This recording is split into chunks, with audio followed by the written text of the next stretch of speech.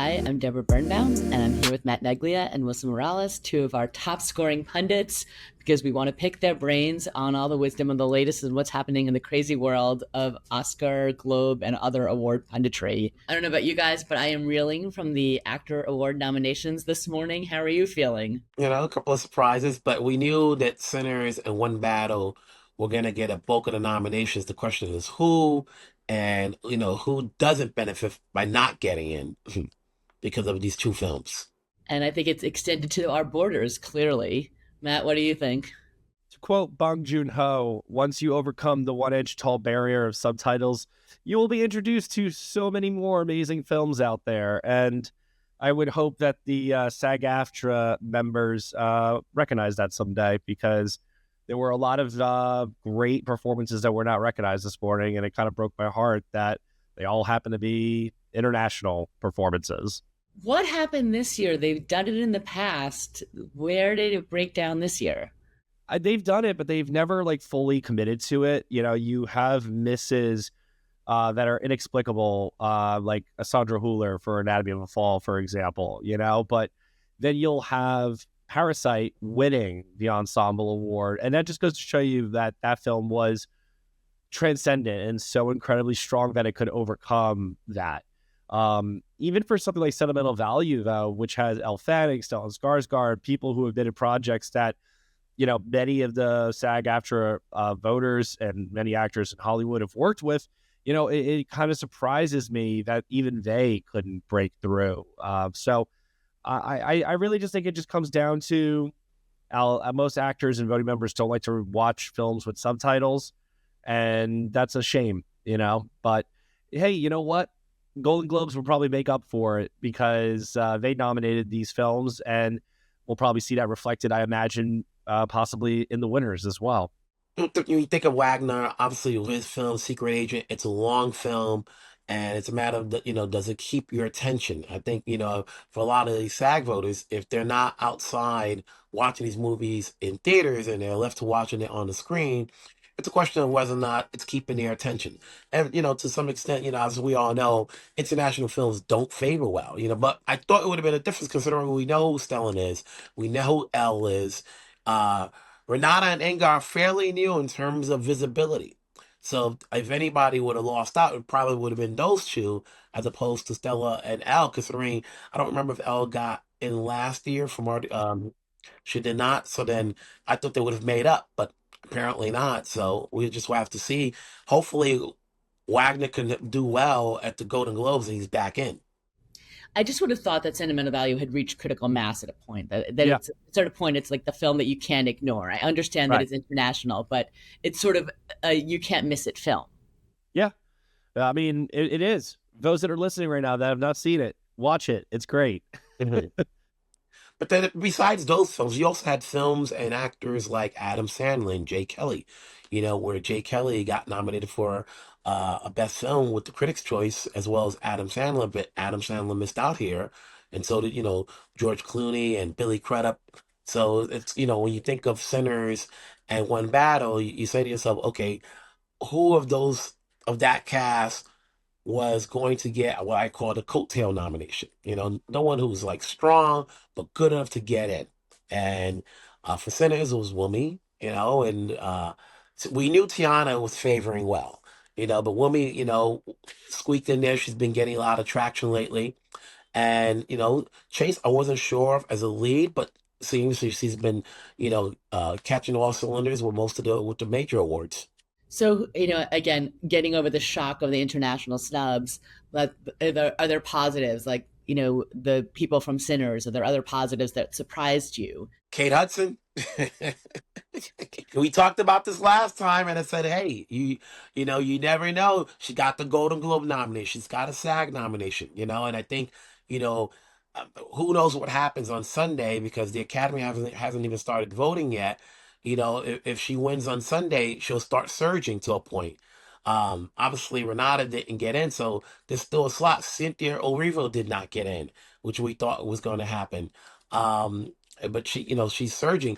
Miles Keaton was a surprise, considering, when you thought of that film, people were leaning towards Delroy. And here comes Miles out of the blue. So it's a win-win for Warner's on that end. Matt, what about you? What surprised and delighted you? Odessa Zion for Marty Supreme was definitely a highlight. I was really excited to see her pop in there. Very, very eerily similar to Monica Barbero getting in last year for A Complete Unknown and riding off of Timmy's coattails. And then I would say another great surprise, or maybe not even a surprise, just something that really delighted me, was the Kate Hudson nomination, because I've been predicting that now, I think, a lot earlier than a lot of other people, and to see it pay off, even though I was continually told that it was not happening. Nobody likes this movie. Nobody had seen the movie, but people were saying they already didn't like it.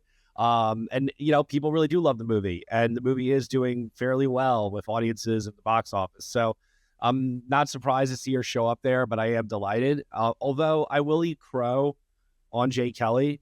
I was very adamant from the time I saw the film at Telluride, thinking, oh, this won't be a film critics movie, but the industry will go for it. The industry will rally behind it, and they will nominate it. It hasn't shown up in any of the guilds. It blanked today.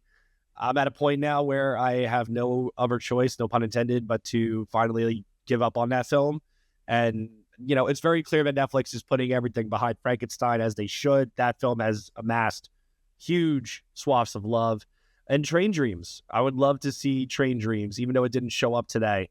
That's still a film that I think still has some gas in the tank to get into the Best Picture lineup. Yeah. I mean, it's surprised I was to not see Joel Edgerton in there. I was happy to see Ethan Hawke make that cut, because I think there's a lot of love for Ethan Hawke, especially among his fellow actors. Yeah, Ethan, obviously, he's not to say that he's had a long career, but he's had a lot of body of work that hasn't been recognized officially, and considering this is a movie that reunites him with Richard Linklater after Boyhood, there's a lot of love for there. Train Dreams is starting to catch on, but, I think for a number of these movies, they have a lot of peaks, and the question is, when does that peak stop? And Train Dreams was peaking. We don't know if it stopped already. We're now, through Odessa's nomination, Marty's peaking. So like, so you wonder whether or not, when these movies come out, do they peak early? You look at Jake Kelly came out early. Everybody was talking about Adam Sandler. Before that, Dwayne Johnson and The Rock. That's not happening anymore. So when you look at, but then it's a matter of like, when you think of Sinners, which came out way earlier than everybody else, and then you wondered what was going to be their strategy as One Battle was coming up and all these other movies playing out. Warner Brothers, to their credit, waited to a certain time period where the cast can be here. They did a lot of Q&As. The marketing has been strong on it. And so, like, it's peaking now. So, like, which, does it continue, in terms of getting a nomination? We don't know yet. Obviously, I don't recall the last time the Actors Award went 20 for 20. Has they ever gone 20 for 20, Matt? Oh, God.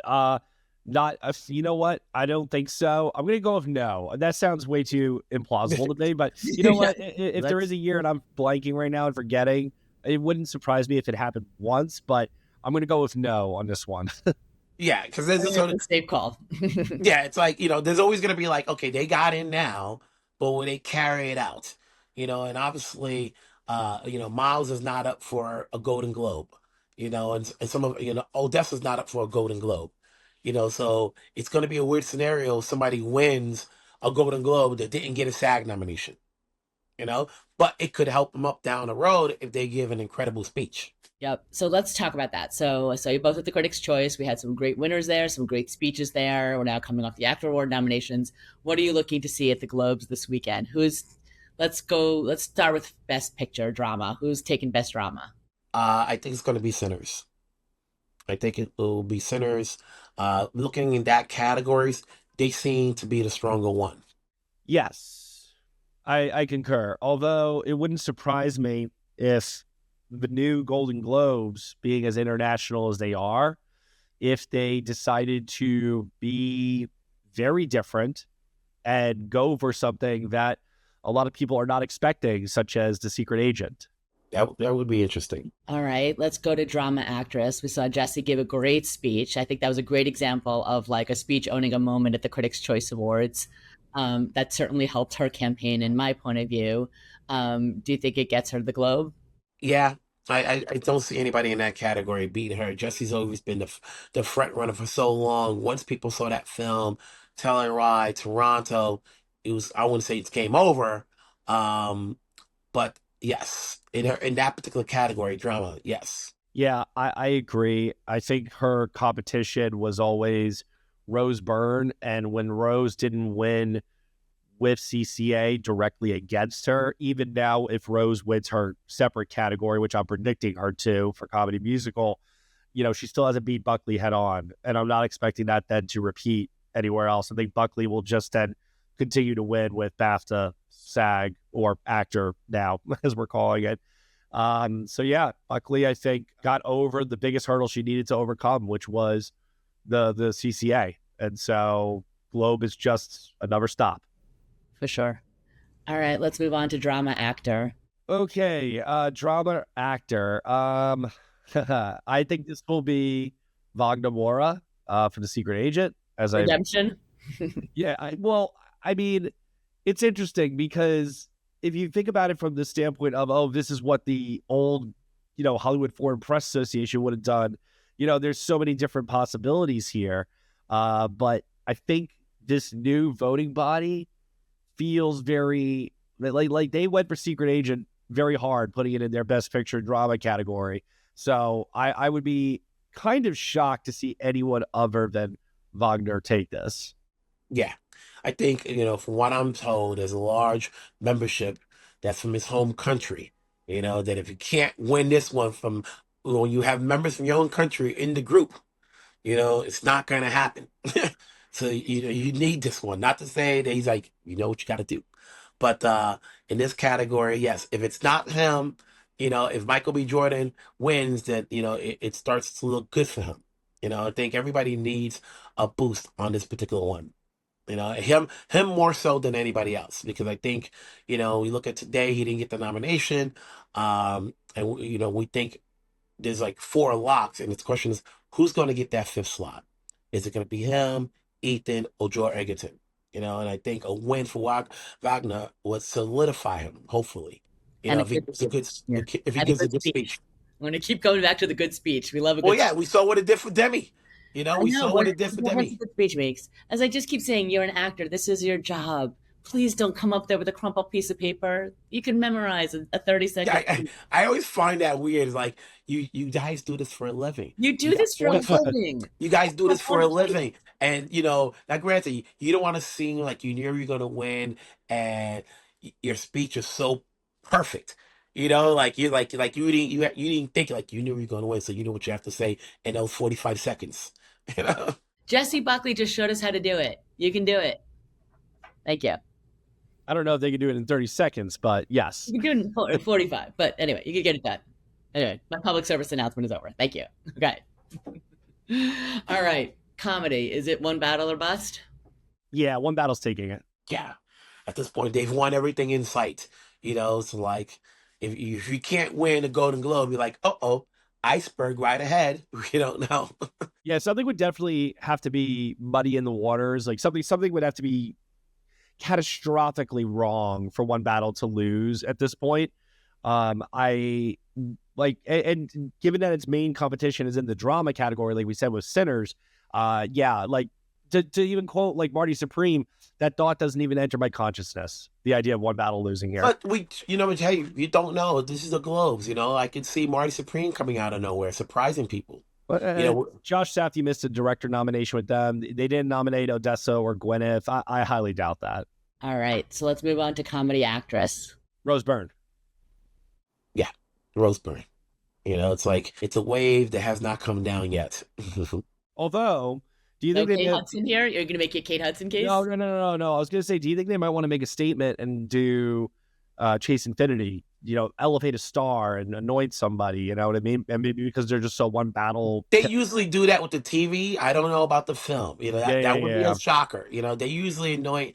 Going way back, I remember when no one knew who Claire Danes was, and she won for My So-Called Life. So they do that with TV, like bring in the newcomer. Give them that spotlight. But with film, they pretty much stay the same. This is Chase's first film. So you wonder, like, was she that great that, these guys, the foreigners, are, overwhelmed with her? So like, same, but then again, we don't know what they think of Rose Byrne. So like somebody like Kate Hudson could come in and surprise everybody. They know who she is. She's played well with them. So like, we'll see. If this was old Globes, I would say Kate Hudson would win. But with this new Globes, I'm more inclined to think it's Amanda Seyfried or Rose Byrne, just based on, like, this is the group that literally went for Sebastian Stan last year for A Different Man. Like, clearly the size of a film, challenging content, darkness, whatever. These are not drawbacks for the new Golden Globes. Yeah. And considering, by the time they've already voted, so today's actor award nominations have no bearing. No. No, You know? they don't. They don't have I any know. bearing. It's an interesting category because, like, again, in years past, you would have said Emma Stone is a slam dunk. Like, it's just there's such an interesting mix to it, and it's Wicked getting derailed. So yeah, I think we'll see. But yeah, you sort of have to go with. They do also want to pick the winner, and I think by the time they were voting, Rose was sweeping all the Critics' Choice Awards. That has to have registered with them. All right, let's move on to what I think is probably an interesting conversation. So Timothy or Leo for comedy actor. This is a tough one. This is really tough for a multitude of different reasons. And to be honest, I reserve the right to change my prediction after this conversation because I'm still wrestling with, does Leo get sucked up in the One Battle Love? Does Timothy continue his momentum from CCA? Do they go for Ethan Hawke because they are one of the few organizations that nominated Blue Moon for a picture category, which, who knows? I think everybody here outside of George Clooney stands a realistic shot, which is like kind of crazy to say, but that just goes to show you how competitive this category is. I think for now, what I will personally do is I will... I know it's like I don't need to commit. Like, whatever I say now, I can change it later. But still, Smart Money says just go with Timothy because maybe you're predicting there to be a sweep, and he takes this, and then SAG or BAFTA, maybe they go somewhere else. But I love watching you torture yourself. I'm gonna start choking any second now. Geez. I'm gonna. You know what? Screw it. Let's just do this. Let's just go with Chalamet, and when we get to SAG and BAFTA, that's where maybe we might see some cracks there. I'm gonna go, with Chalamet. I think at the time that they were voting, Marty Supreme was the talk.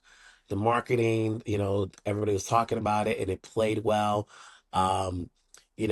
What he did just previously with the Critics' Choice, even though they already voted by then, he needed that win. He needed a big win. He had not won. He didn't win New York. He didn't win LA. He didn't win National Board of Review. So all this talk like, oh, it's Timmy, but he was losing out on some of these precursors. But now, when you do critics and you do Golden Globes and you're on the biggest stage and you're on TV where those voters that don't live on New York or LA can actually see you and hear you. And this is where we say, okay, Timothy, we heard last year's speech at the SAG Awards. Now, you said what you said at critics, and I thought his speech was kind of weak, but, I disagree. I think it actually endeared him. He came off more sincere and less pompous, because lately he's been all saying how, I've given some of the best performances of the last couple of years and stuff. But it was feeding into the campaign. Like, he was exhibiting Marty Bowser energy to open the film. Now that the film is opened, I think he, or whether it's him or his PR team telling him, whatever the case might be, he's dialed it back a bit. And I think people are more appreciative, and they like this version of Timothy more than the, I'm a go-getter, I'm going to win this, I'm the best in the world kind of mentality, Yeah. So, if he could win this one, having won critics, and if he can win Golden Globes, he's off to a good start. But like I said before, Ethan's out there, and there's a narrative for a lot of people to come out. Leo, it's interesting that other years we all would have said Leo. But this is the year where we're like, Leo's good, but it's not a slam dunk. Even though he's, the main catalyst of his movie. But it's not slam dunk because it really is an ensemble film. It's not a quote unquote Leo film. Right. Right.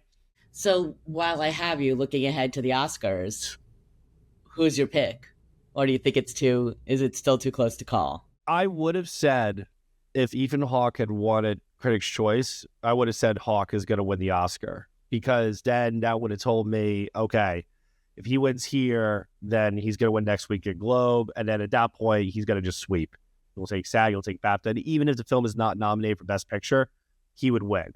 Now, that's gotten thrown out the window because he lost. And statistically, if you lose one televised award and your film is not nominated for Best Picture, and somebody else wins who is in a film nominated for Best Picture, the one that's nominated for Best Picture wins the Oscar. That's just a law of averages based upon most voters will have seen that movie. Now, I know that they have this rule now where all voters have to check off that they've seen all the films before voting. How many of them are actually going to do that? Are they going to just like play it, walk away, go do laundry, come back? You know what I mean? It's like, so I give the edge to Chalamet, and then if it's a race between Chalamet and DiCaprio at that point, I just need to see DiCaprio win SAG or BAFTA, and he might do it, because the thing that's interesting is Timothy going to do back-to-back SAG? Superstitious people like myself are probably not going to predict that to happen, because it's just so crazy to think that would happen. So that means it's either Hawke or Leo, and if Hawke wins, that will be the most interesting case scenario, is if Hawke wins SAG or actor, God. And then we have BAFTA, and let's just say hypothetically Hawke also won BAFTA. Let's just, play this out. Are you going to go with the guy who won the 2 televised awards that have absolutely no Academy overlap but isn't a film nominated for Best Picture? Or do you go with the guy who just won the ones that do have Academy overlap and is not nominated for Best Picture? The stats still say to go with Timothy regardless, based on other precedents that we've seen where this happened before.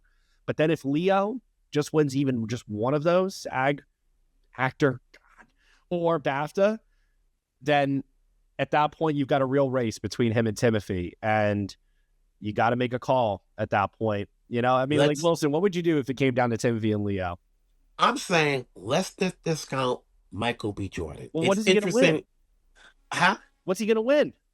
He's You're not predicting him for the Globe. Huh? You're not predicting him for the Globe, apparently. I have him second for the Globe behind Wagner.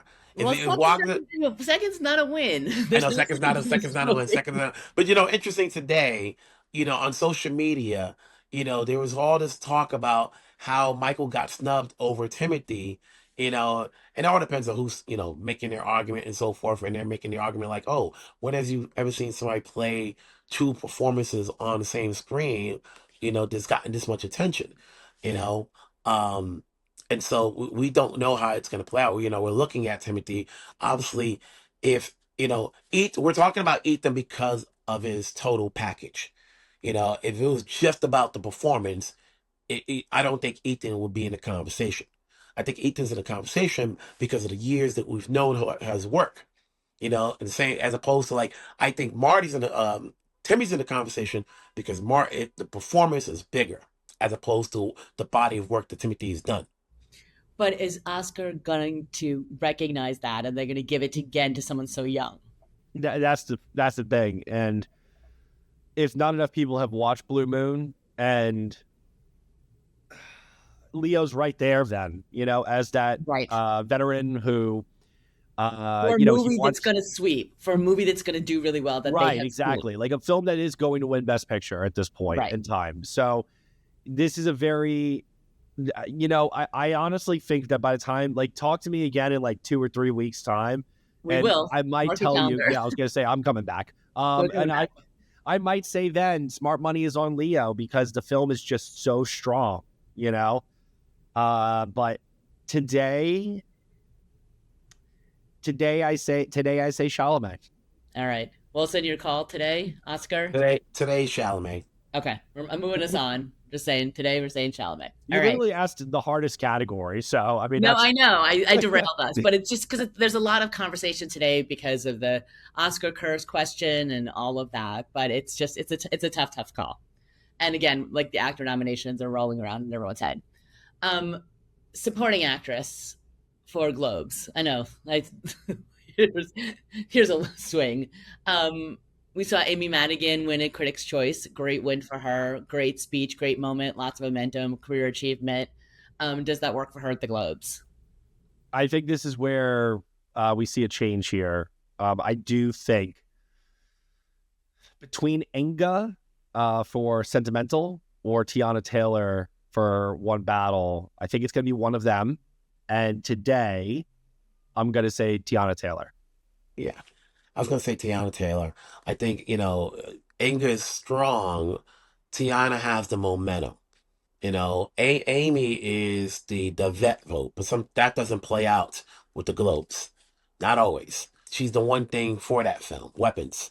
Whereas Sentimental has a lot of contenders, at the Globes. So like I think what Tiana will stand out. If One Battle's gonna do well, it's gonna be with Tiana first before Leo. I am sort of enjoying that there is so much conversation, that none of these races are foregone conclusions. We've got plot twists and so many of them. And even if there's rubber stamping where the same people who won at CCA win again at Globe, so now they've got both, so many of these races are still not over. Like, no, they're not. We've seen it happen time and time again where somebody can win both of those awards and then go on to lose at SAG and BAFTA to somebody else. So, I never ever count my chickens before they hatch, ever. And you don't even have to win. Let's go back a few years when we, at least I'm going to say, when Viola and Danielle Deadwyler got nominations, a lot of these categories, but yet both of them got, denied an Oscar. You normally would get like, oh, they got this, they checked off. They didn't have to win, but they made the final four. How many of you, and I already know the answer to this, and I'm not going to ask you to own up to it, but how many of you were saying Angela Bassett was winning that Oscar when she won Critics' Choice and Golden Globe back to back? I thought. Yeah, I was there. Yeah, I was there. Exactly. I was there. No.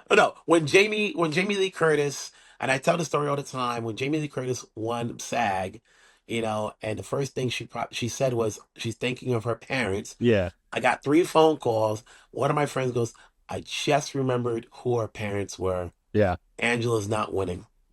Yeah. So like SAG is like California votes. Practice those speeches, just saying. All right, supporting actor at the Globes. Is this Stellan's? Oh. How do I spell that when I write up the story?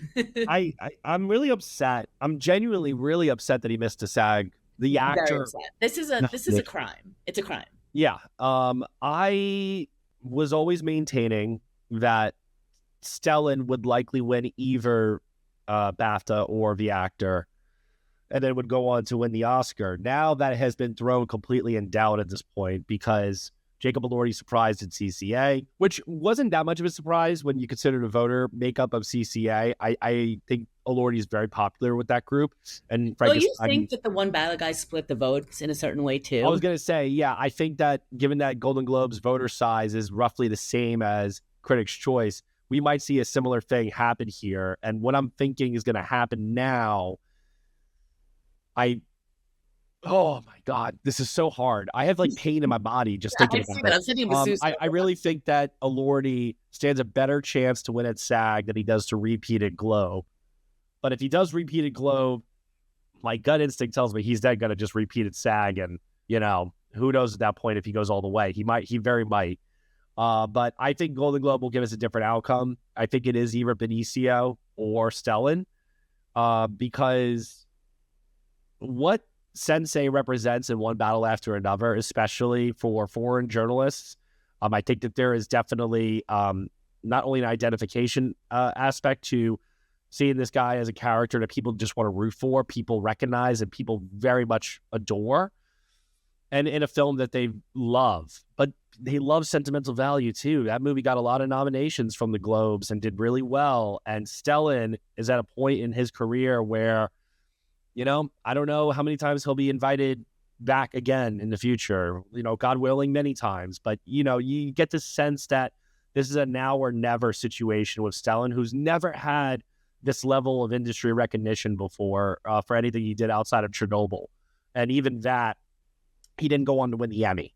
So my head says Benicio, my heart says Stellan. I'm going to say, and you know what? If voting was still taking place right now after today, I would bet you Stellan would get a wave of support now. And that might maybe translate at BAFTA. But today I'm going to say Benicio. Wilson? I'm going to go with Stellan. I think, it's not so much about like, oh, it's now or never. I thought he was the strongest actor in the movie, that you could make a case that he could have gone for lead. Even though it's not his story, but you could have made the case, and I don't think anybody would have argued against it. Benicio and Sean, I think, I don't know if they're splitting the votes, because I think in a way, Benicio's been on a campaign trail, which has helped him a lot winning New York Film Critics Circle. And sometimes that helps out. We haven't seen Sean Penn so much out there.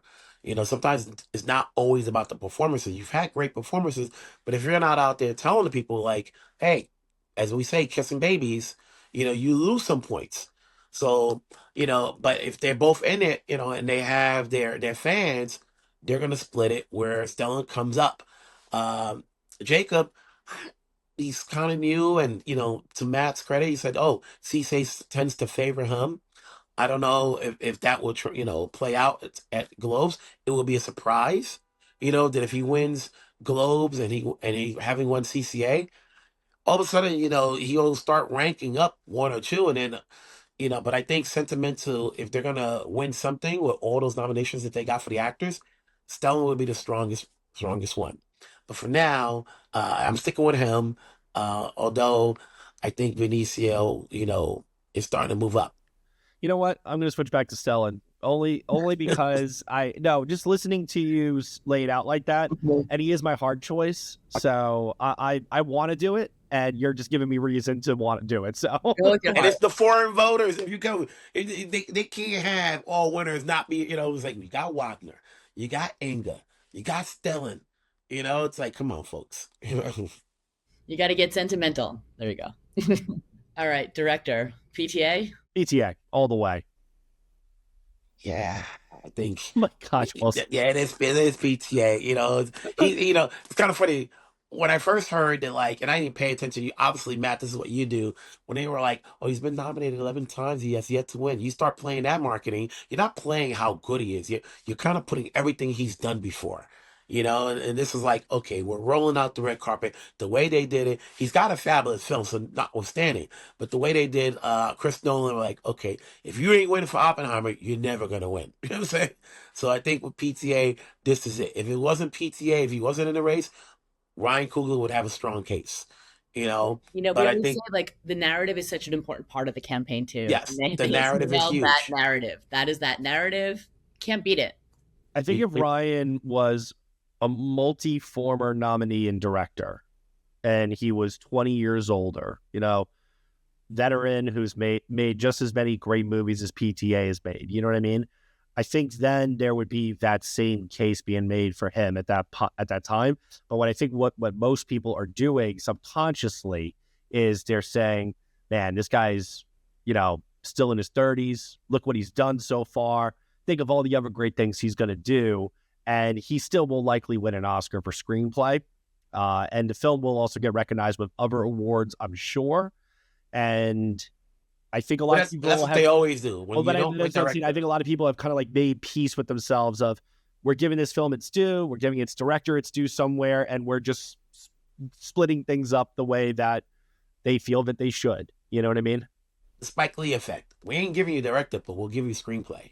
There is, yeah. I mean, granted, maybe if Ryan Coogler was, in his mid-50s, and maybe that would still be the mentality. Maybe.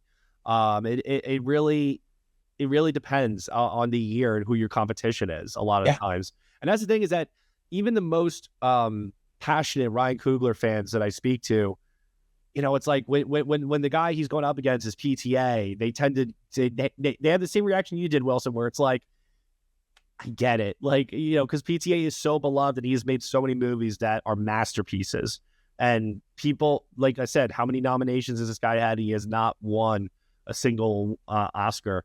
It definitely is that, like you said, the Christopher Nolan effect. Right. And you can't discredit the film. Like, the film's a massive, successful, well-deserving film. It's not like you're giving it to him for anything lesser than a lesser film in any way, shape, or form. Although, Sinners is, in my opinion, let's call a spade here, the bigger success than One Battle in terms of money to budget and also like total gross and so on and so forth. But I hear what you're saying, because One Battle, for all intents and purposes, didn't do really well. Yes. Yeah. I didn't mean like financial success. I just meant like artistic success. Right. Sure. Yes. Yeah, but in One Battle, obviously, you knew PTA was. The minute you said he had a film coming out, everybody had it on their list. Sight unseen. PTA, DiCaprio, Benicio, and Sean Penn. No one knew who Chase Infinity was.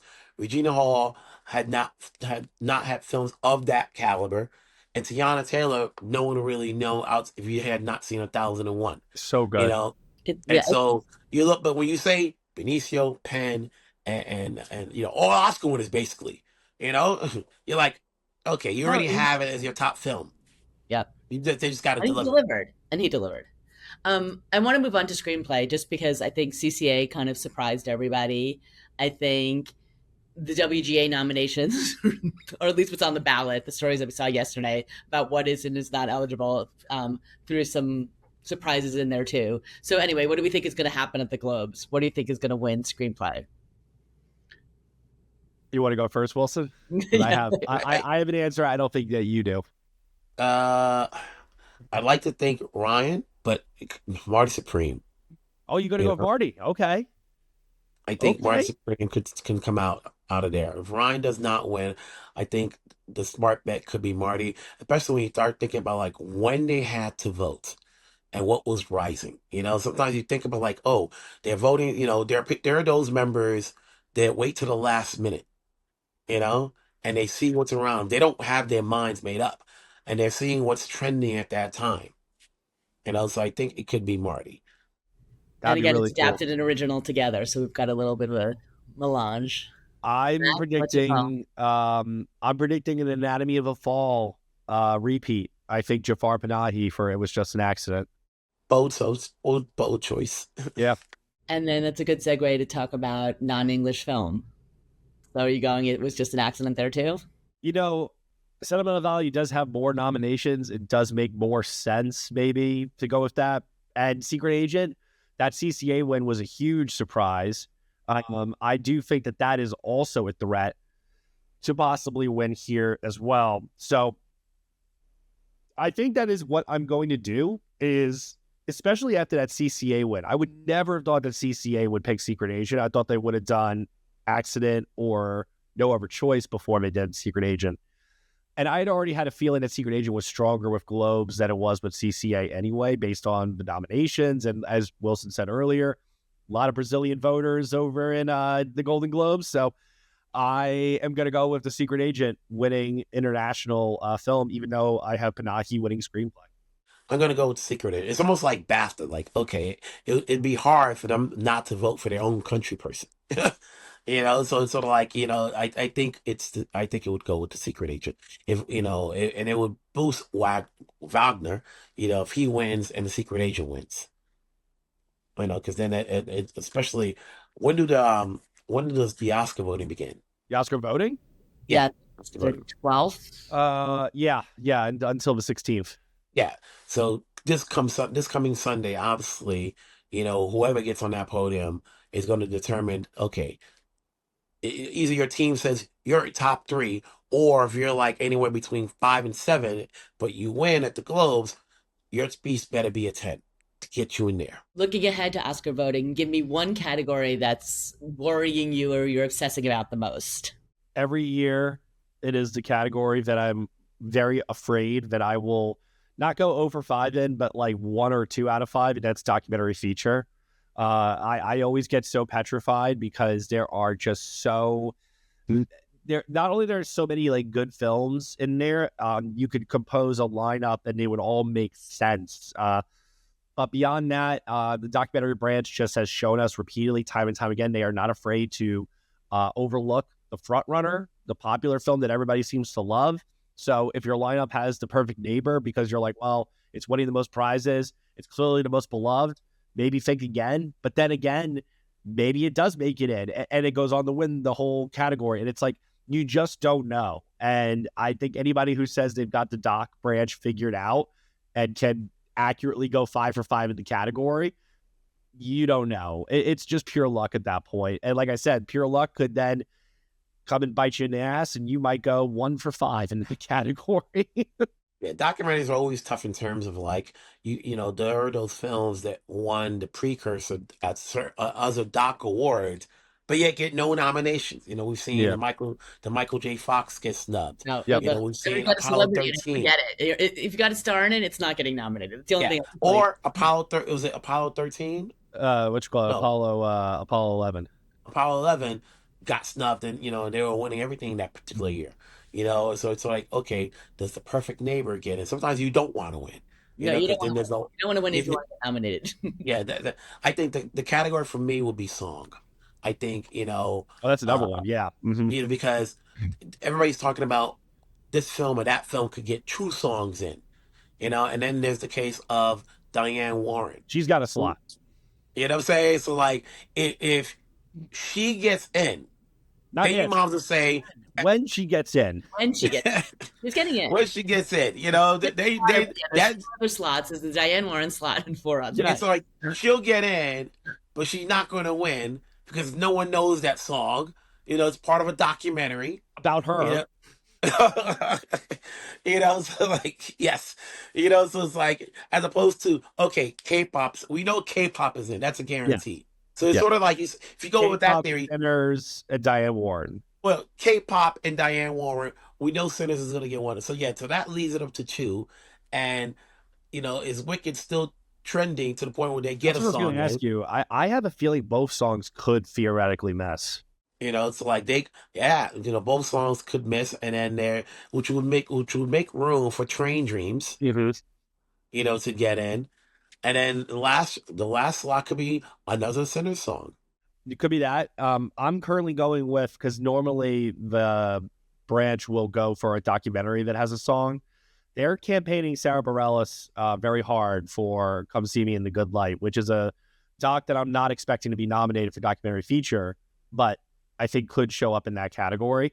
That's another one I would say that is giving me nightmares, is song, because I mean, that's if both Wicked films or both Wicked songs miss. And, you know, for right now, we don't have the PGA nominations. We don't have the BAFTA long list as of this recording. We don't really still know how strong Wicked is yet. And if it is still strong, and it gets 1 slot, then to your point, the Sinners take up the last one and it gets 2. Does it go to something a little bit more obscure, like I said, like a documentary? Does Train Dreams magically, you know, make that a dream a reality? I mean, who knows, you know? Well, look at the Actor Award. Last year, Wicked had 5 nominations. This year, only 1. Yeah. So they've definitely lost. It's definitely no Cynthia.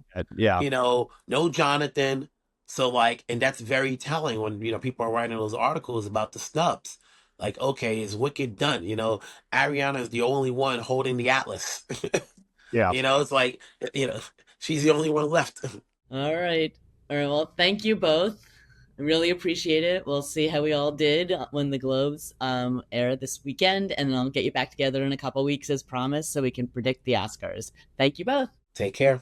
Bye all. Bye.